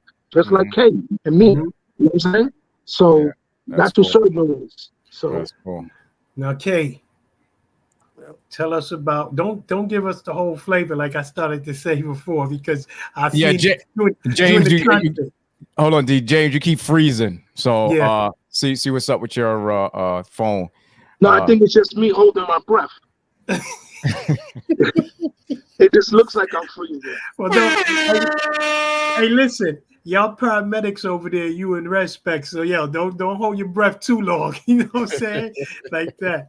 Okay. Don't give us all of it, because when me and Bishop Respect was going over looking for content and doing all that, man, you was getting on somebody. I don't know who it was, but you was like, I'm not giving away all the goodies. Nah. So let us know what's going on. Tell us what is it about? You know what I'm saying? I see models. Yeah, international. I see models. You know what I'm saying? I'm like, look at this pretty boy up here. He just chilling. It's just like you said, James. I'm like, he ain't changed. He ain't changed. What happened was I got all these little different facets in my life, but I started doing a competition called the New York City Barber Battle, right? So I had barbers coming from all over the country to compete. The first one I did was in Times Square. I had dudes come from all over. So being from New York, understanding, battling and all that stuff everybody knows that in New York. We've had everything from pop locking, break dancing, hustle MC battles. battle, DJ battle. So that was what it was, the New York City Barber Battle. So I created a YouTube channel to promote the battle. So what I did is I went from barbershop to barbershop. I let guys talk trash about what they was going to do. And so that got dudes from Philly and other places hot, like, what? We coming, you know what I'm saying? And the first show, it was literally wrapped around 125th Street. 42nd Street. It was wrapped around, the venue wasn't big enough, right? So that's how I created the YouTube channel for that. But it was called Barber World TV because I'm a barber. And I said, okay, what I'm going to start doing is traveling around the world, visiting barber shops, interviewing barbers, and showing people the culture of barbering internationally. So that's what I started doing. So my first maybe 10 countries, I was going to barbershops. Thailand, the Philippines, Panama, Costa Rica, Dominican Republic. I was going to barbershops, interviewing barbers, but I was doing other stuff too. Like when I was going to the countries, I would go to all the monuments. I would go to all the tourist attractions. And of course, y'all know, being from Harlem, don't love the ladies. I know he was going to say it. So I would, they see me with some chicas and all that in different places. So I got kind of tired of going to the barbershops, interviewing barbers, because it was like the same questions all the time. What inspired you? What's the popular haircut? How long you been cutting hair? And I just started showing more of the tourist attractions, the nightlife, and the ladies. You feel me? So eventually I changed the channel to International Zoe, even though most people who was following me, they still call Barba World TV, and you still see the logo on the videos. But I started sharing information and inspired a whole group of men to start traveling. Like when I go to countries, people come up to me, be like, yo, I came to the country. I know how to move. I know where to go because I watch your channel. I love your channel. You give great information. And of course, we all know that women is a draw. So, you know, I'm always going to have a pretty girl on my channel while I'm in the country. You feel me? I'm divorced. You know, I started traveling hard once I got divorced. Oh, I In know. 2018, separated and divorced. So I went back to doing Kzo, you know what I'm saying? I was traveling around the world, and I enjoy something I enjoy the most. I put myself in a position where my money can make money, and I don't have to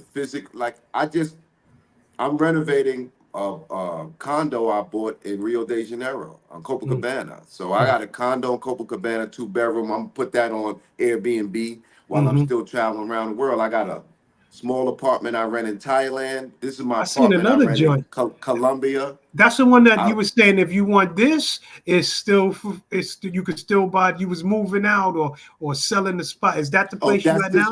this Oh, one okay. here in Medellin. Yeah. Like I rented this for a year. Because I just love to travel. I've met so many new friends That's a beautiful that I thing. would never meet if I wasn't traveling around the world. So even other Americans I've met traveling around the world. So it's my joy. And some people, it would inspire them to get their passport. It's inspired them to visit different countries and feel confident and safe, knowing because the unknown is what scares a lot of people from traveling. And I did most of my travel I do by myself. But I attribute that traveling from being in hip hop, starting my traveling in hip hop, that's what getting got my it started. passport from being a dancer, going to Japan, and I'm on my 3rd passport, and it's almost Getting the done. stamps. Getting stamps. My pages, I got about another 5-6 pages, and this is one I just got in 2020. It's a wrap. No, after COVID, I had got a new one, and it's 2024. My joint is almost done. By next year, my joint is gonna be done.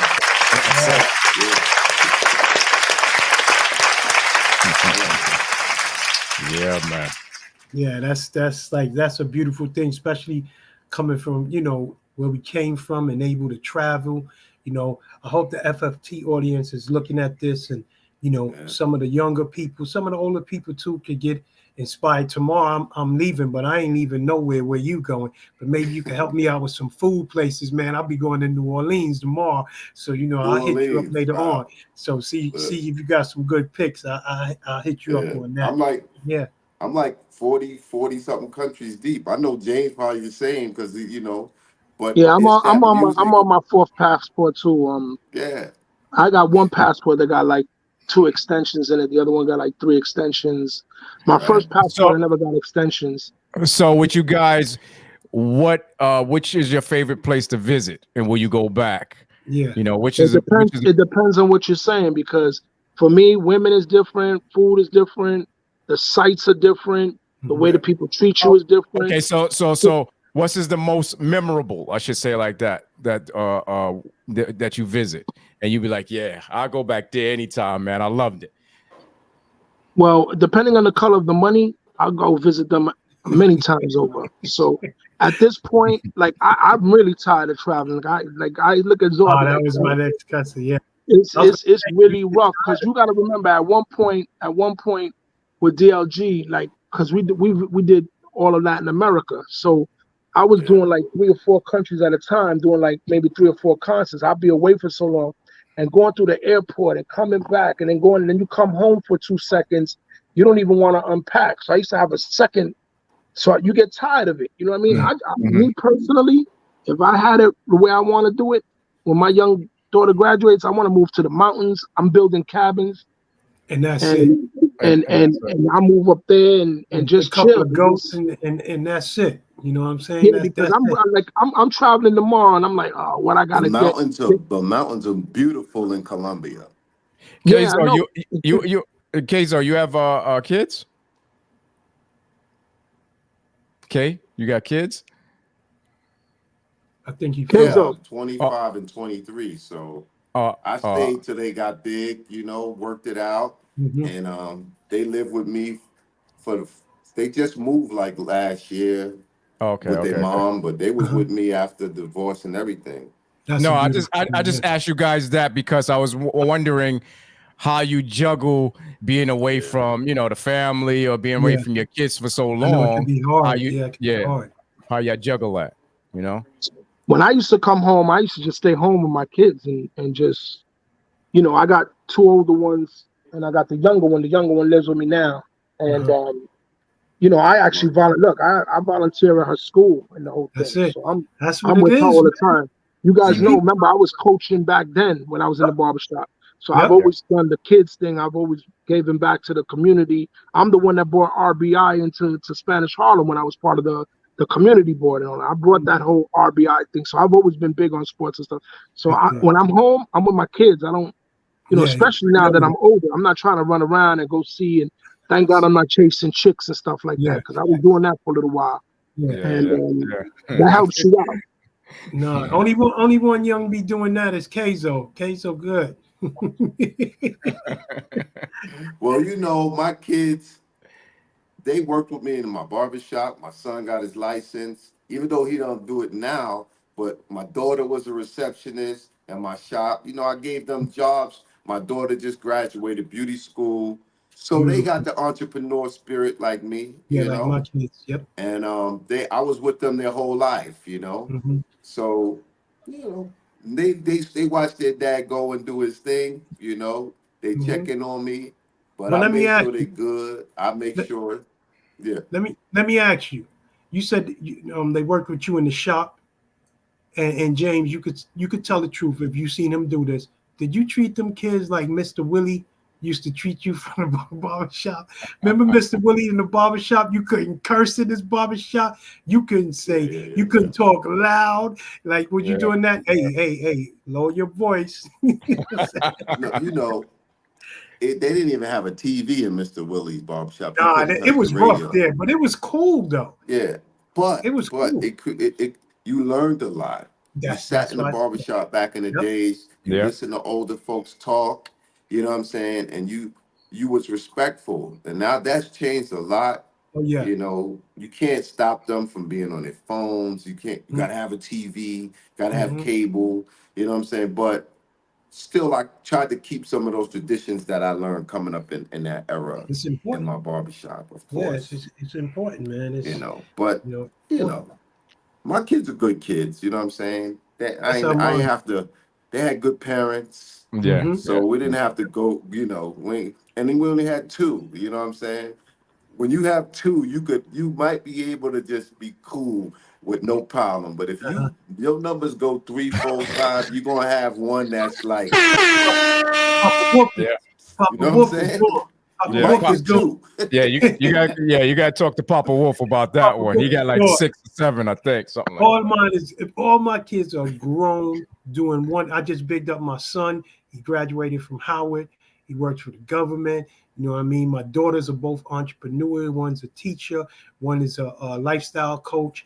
Everybody doing their thing. You know what I'm saying? Yeah, everybody. And then, Sniper, he got a little government thing. You know what I mean? He doing corrections. And he was a Marine, graduated Marine, top of the class. So you know how the Marines is. So I'm blessed, man. I'm truly thank God above that. Like, I'm blessed, man. James, how would you describe to the audience, because we know, but how would you describe your style of music? So it sometimes it's hard because the most popular music, of course, is hip hop, right? Whether they want to say so or not. And hip hop is not everybody in hip hop uses live instruments. Yeah. So we're live instruments. Everything on and it's live and written right there in the studio. And we have the formula, the bass, which is like the clave. The thing about our music was that we were the first ones to merge that reggae and that hip hop sound together. There was a group that had implements. They were called Three to Get Funky, and that's part of what we try to catapult from. But they would stop the salsa music, and then they would start the hip hop or reggae part or the reggaeton part. But our thing is that you'll listen to the song and you'll listen to the song, and both of y'all will hear a different song because you're a reggae head and you hear the reggae and you're like, oh, reggae. Then he's listening to it and he's a salsa fan. He's like, wow, that clave is good. So that was the difficult part, was merging that live instrument. So when you hear him in that bass going boom, boom, boom, boom, boom, and then we're managing it with the conga. So the conga, boom, boom, but he's going boom, boom, boom, boom, boom. So it's just a marriage. And then with the vocal styles, Huey's vocal style was real R&B-ish. So when he was singing some of the songs and doing some of the things, he would implement those flat and sharp keys, and so it was real live instrument stuff marrying together. Once we got that formula, it was easy. We ran with a second album, third album. Our second album was one of our biggest selling albums, and it was actually not as it didn't win as many accolades. We won some billboards with it, and we won the Emmy with that one. But like, it's just like, again, timing, and then but we had the formula and just putting it out. So it was a marriage of reggae and salsa, and then we had the implements of hip hop, implements of ska, some little bit of pop stuff, and it's just knowing music. And I learned a lot about writing music and producing music through DLG. It's funny that you talk about that, because I think in the late 80s, me and my brother, we used to go to New Jersey to this dude's house, and he had a studio there. So we used to go to the studio, and during that time, we brought a Jamaican guy there with us, and we brought the Spanish guy with us. So we were like, "Yo, what would happen if we put reggae with the hip hop beat?" You know what I'm saying? Or the Spanish guy, he gonna rap Spanish to the hip hop beat, and we started doing that at that time.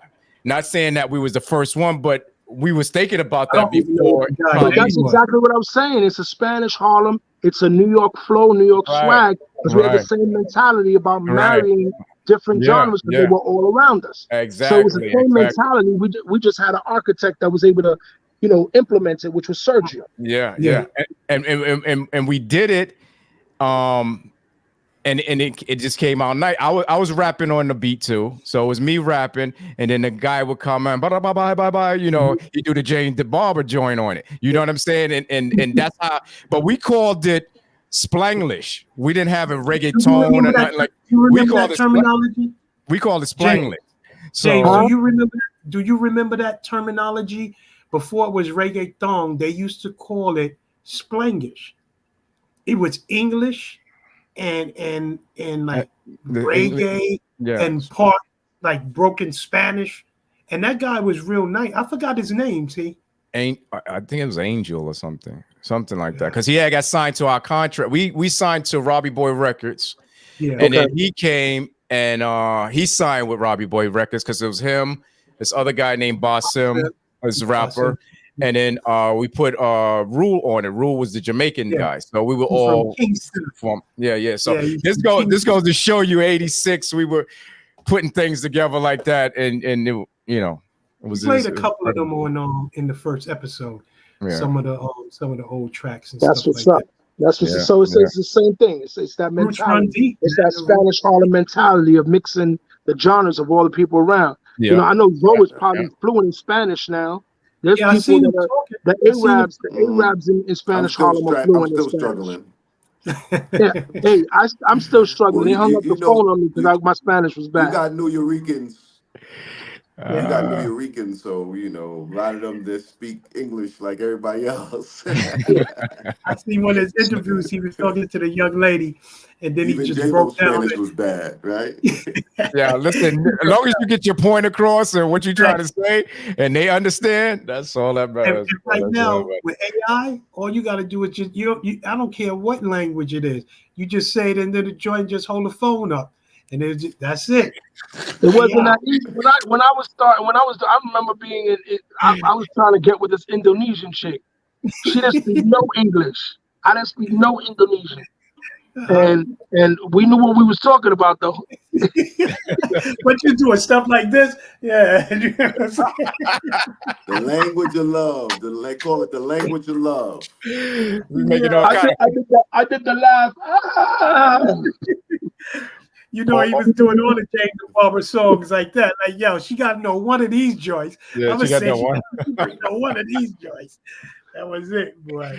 Oh, that's crazy. That's crazy. Man, I tell you, man, it's something else, man. It's good, you know, seeing us here. Y'all got me like tears coming in. I'm laughing like, yeah. It's good seeing us, you know, back from around the way. I don't know if y'all know Chino. We had Chino up here. You know what I'm saying? We have Violet. Chino from Wagner? From 119. Yeah, he 119. Played with us. Matter of fact, Kay, you played football with us too, right? What was that? What was your Wild Bunch? James played for Wild Bunch, or what was it? What was I started with Wild Bunch. We were called the Stallions. We used to hate y'all, Magic and us. Yeah, we used to hate y'all. but then I went with Wagner. Then I started playing with the Ravens. Yep. And then you had the from Sting. Avenue. You had the James. Then I played with Sting. Yes, Sting. And James from 119. He played with y'all. Yeah. He played you know what was funny about James? So one day I'm at work.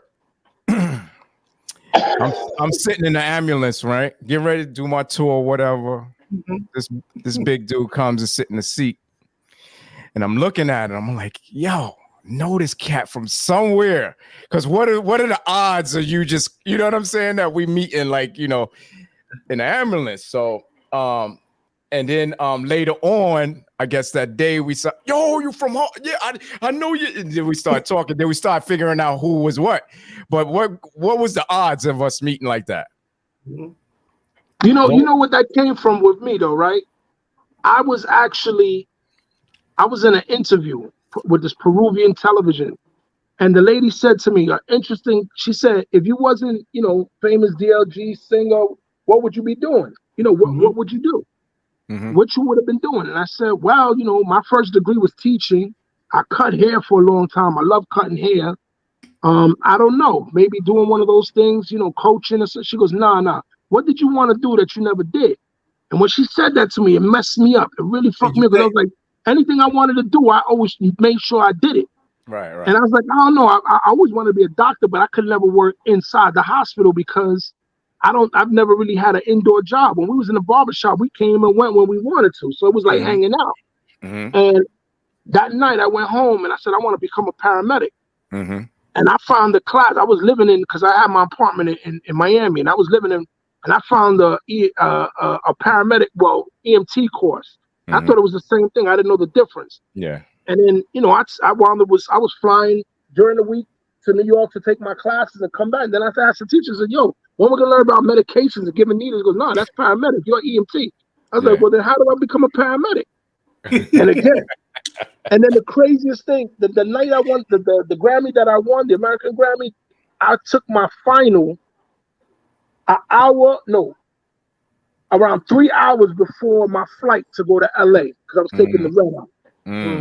And I went, and the professor already knew that I was doing it. He was a Jewish dude, and he was into like freestyle, so he knew a little bit what I was doing. Yeah. And he was like, yo, what are you doing here? Everybody used to say this, yo, what the fuck are you doing here? It's like, this is something I want to do, and I need the money. Yeah. You know what I'm saying? I was going through that divorce, bro. Yeah. And then I started running into a lot of people that I knew. Ralphie Boy Munoz. He was an EMT too. Yeah, Redwin. You know he passed. Who? Redwin. From if we talking about the same person, he went to the fire department after a while as a medic. Yeah. He died in a motorcycle accident last year. Wow. I did not know that. Yeah. He was a good brother, man. Good brother, man. He was a good brother. Definitely was. Yeah. So that's how come I ran into you. I think where were we in Mount Sinai? Was it Deer or M-Star? No, you didn't come. You wasn't upstate. Transcare. Was it Transcare? Yeah, it could have been Transcare. Could have been It Transcare. probably was. It was trash. Trash care. Yeah, trash care. The guys still owe us money for breaking out on us, man. They all broke out and left the whole ambulance crew. I mean, the whole ambulance company fell. Company. The lady just walked out, left us on the street, bankrupt us, just left all the units on the street. Now the fire department, who was in control of the private sectors, which was Transcare, had to regulate Transcare now because nobody was there to regulate them. So it was crazy because we have a screen, right? On a screen it has where all the ambulances is at, right? So that day was so eerie because it was like, as soon as they finished whatever job they were doing, they got blanked off the screen. Bloop, they disappeared. Never seen them ever again. And it was going like that all afternoon. Soon as the guys or whoever finished with a job, and you look at the computer screen, boop, you don't see them no more. Thank God we're here doing this music thing. Thank God we're doing this music thing.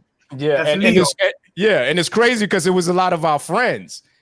So that means when they disappeared, that's it. They don't work there no more. We ain't gonna see them no more, maybe, or whatever. You know what I'm saying? So they were just disappearing. Bloop, bloop, bloop, bloop, bloop, bloop. It was crazy. But anyway, back to food for thought in the building, man. I'm gonna bring. All right, before I do that, I'm gonna bring my boy BK Pinky in the building. He's our news specialist. What's up, Pinky? What's up in the building, man? What's going on? How y'all doing, fellas? What's good, Pinky? What's happening? Yeah, right, I know you was listening to the show. We got James the Barber. We have International Zoe in the building, man, and we're just chopping it up. It though, boy. You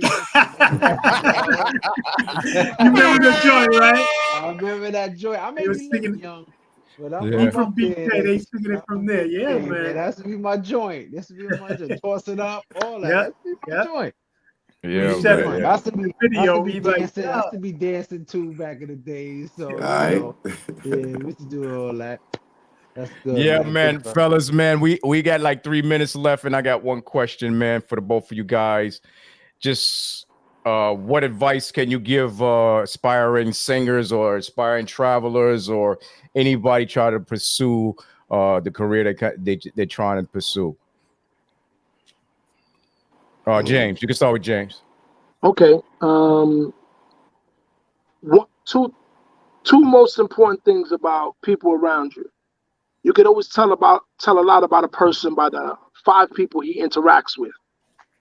So it's cool to bring your friends and everything around you, because I wanted to do that, and that was one of my mistakes, because those were the first ones that turned on me when I did hit.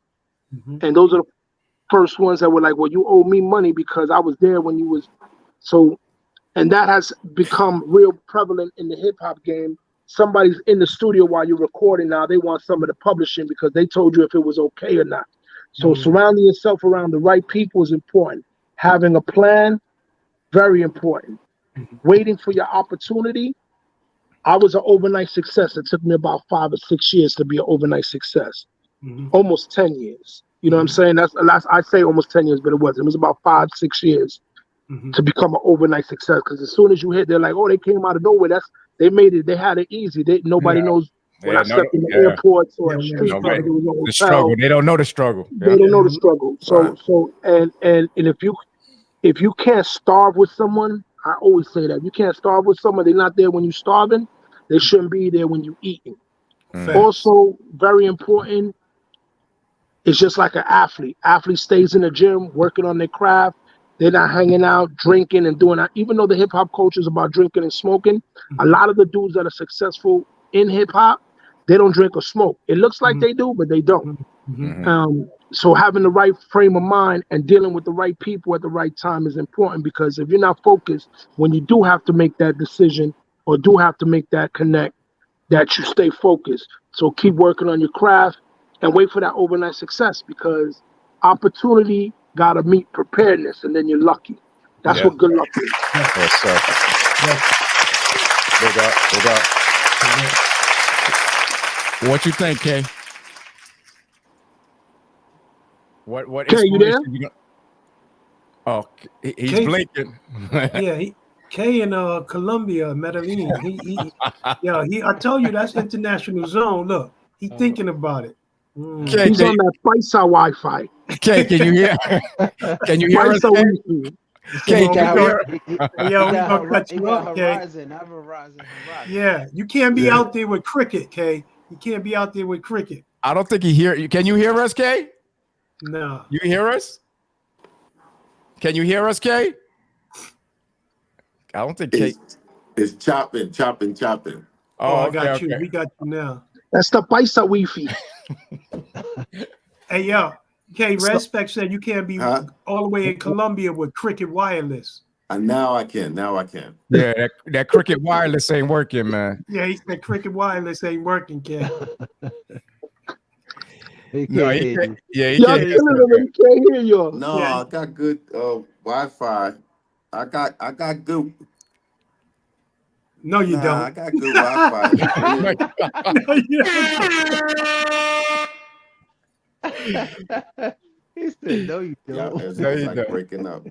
All right, so we just wanted to try to get inspiration to anybody who want to do what you do, man, or He can't hear you, Bishop. He gone. Just talk, Kay. If you can hear us, just talk. Blink 2 times if you can. Yo, this is like the barbershop. The number one thing is whatever you want to do in life, you got to do it. Can y'all hear me? Yeah. Yes. Can you hear me? Yes. Can y'all hear me? Yeah. See. All right. It's probably a delay. I think so. But I look good to myself. There you go. Frozen, but y'all are frozen. We frozen? Oh, we frozen. Okay. Yeah. If y'all can hear me, I'm gonna just say it. Okay. Yeah, now y'all back. Back. I would say if you want to do something. Yeah, y'all back. For me, y'all back. Bishop, let him go. Let him go, man. Lord. Yo, listen. Y'all got too much going on over there. I'll be over here doing lives and everything. I don't have no problems. You be over there doing what? Live, a lot. I do live. Oh, I thought he said I'll be over there doing lines. Nah. Live broadcast from the crib all day, every day. Okay. You know what I'm saying? All right, it's all good. What I would say is, if you want to do something in life, like everything that I've done, the number one thing is to actually start doing it. And like they say, you miss every shot you don't take. So I think people think about doing things too much and they don't get to do it. Now, once you start doing it, I'll say get a mentor. No matter what you're doing, there's somebody who did it before you. Whether you open in a barbershop, whether you starting a record company, no matter what you're doing, there's somebody who did it before you, and you need to find a mentor. Like I tell my son, if you listen to me, you kind of got the cheat code to some of your life. Like you could miss like maybe 10, 20, 30, 40 times that you might bump your head if you have a mentor. You know what I'm saying? You could skip over that, so you got a cheat code. Yeah. So I think it's very important if whatever you want to do in your life, number one is to take the action to do it. And number two, when you're doing it, find that mentor. That's what I would tell you. There you go. So I would like to thank you guys for being on the show, man. Kzo, International Zo, it's been a pleasure, man. Always welcome back here on Food for Thought, man. Yeah. Love you, brothers, man. We're going to link up. I got to give y'all a call. I'm going to give y'all a call. James, we got to talk. Kay, we got to talk. So we'll do that. James the Barba, my guy. All right, man. Hey, later, I'll see you. James. Yo. The Barber, thanks for coming on, man. I appreciate you, man, every time, No, man. thank you. I'm happy to see you, man. Nice and healthy and everything, doing your thing, man. Take care, man. Yeah. Thanks for Be safe. Be safe. Yeah, man. Yeah, man. Them brothers, man. I love them brothers, man. Yeah, man. So, yo, you got something for me, Pinky? Yeah, man. I got something. I had them throwing on the Wolfpack sweater, man. Oh yeah, you know I'm out there, man. Out there in this news, man. It's crazy. All right, let's get into it. Let's get into it.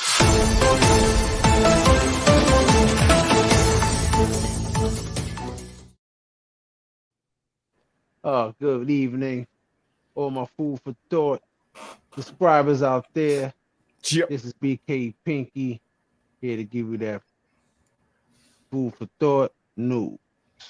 Monday, a 51-year-old man that got killed. He was pinned in between SUV and a postal truck. Wow. His name was Najee Reed, and someone else. He got hurt as well, but the other one survived. The other one died. Najee died at 51 years old. He was well known in Harlem. This happened on 105th Street and First Avenue. Yeah. It's more. I can't tell you more, but yo, run that food for me, respect. All right.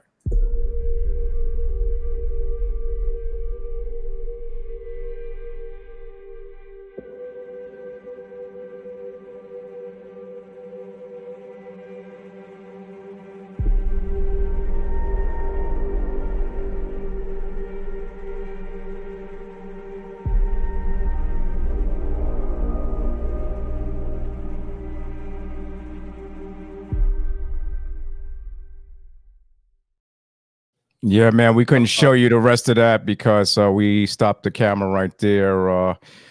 One guy died and the other got injured.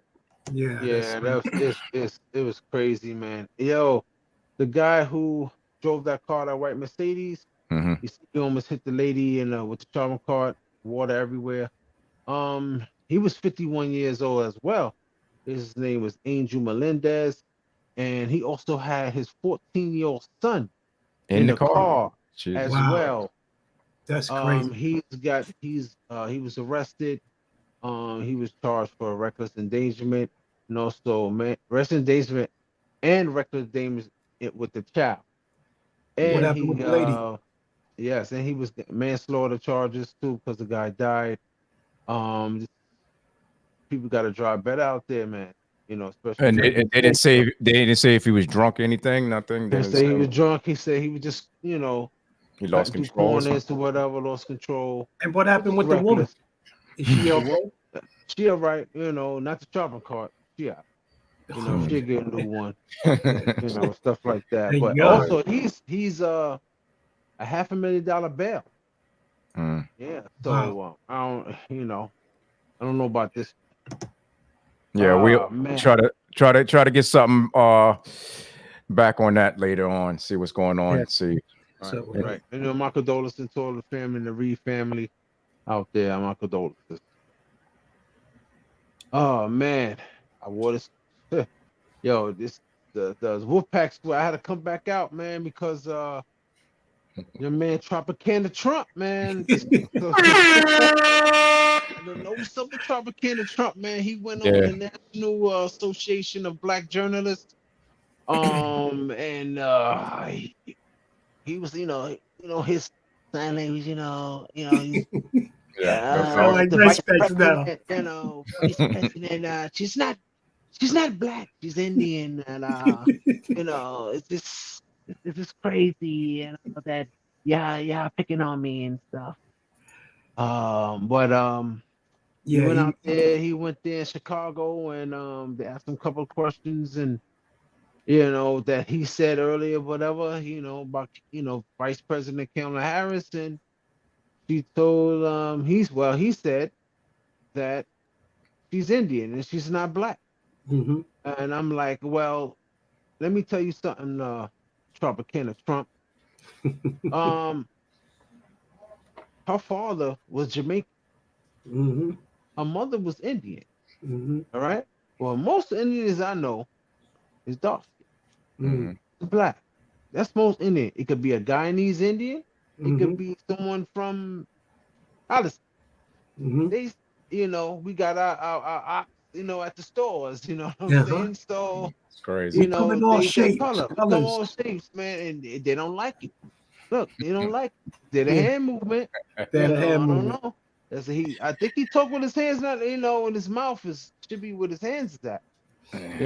So Pinky, I don't. he even got the gold shoes out there. You saw the gold Yeah, keys, man. yeah. Man. $65.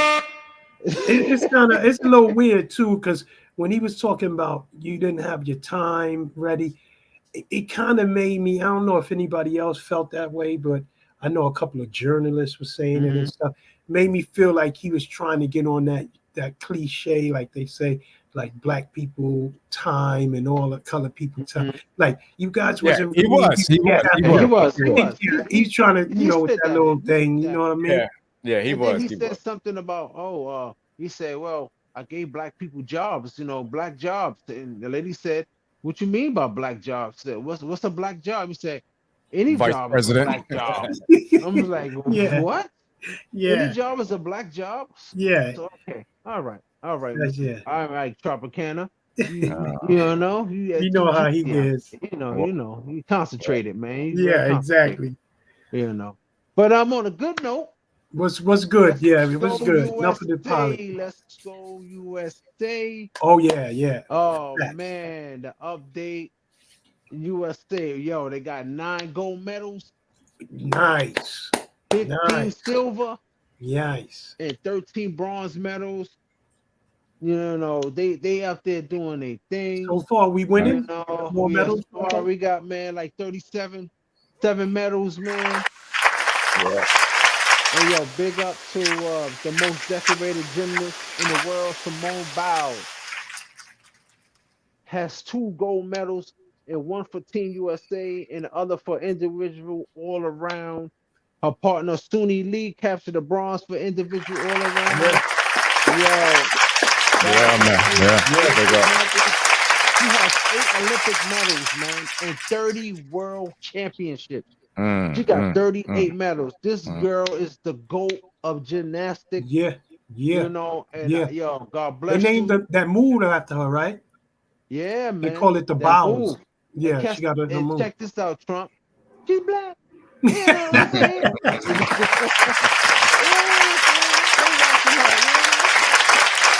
Also, big up to the USA basketball team.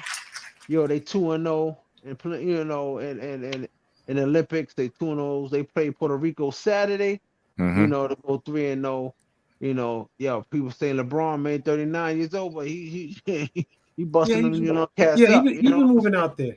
I He seen the moving. game yesterday when they was Yeah, playing man, he's doing his thing, South man. He's Africa. doing his It was thing. nice. Right. Yeah. Yeah. Yo, also that Japan game, Oh, and the that French Japan game.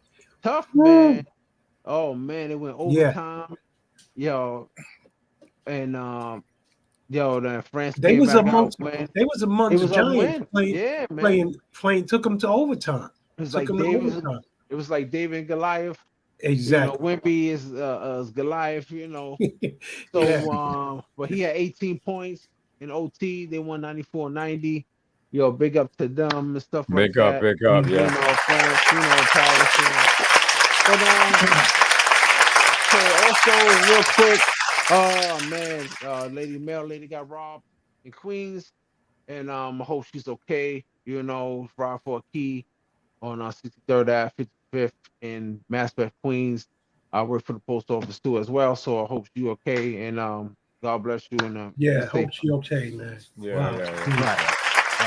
And that's the news. DK Pinky, you know what I'm saying? Food for thought.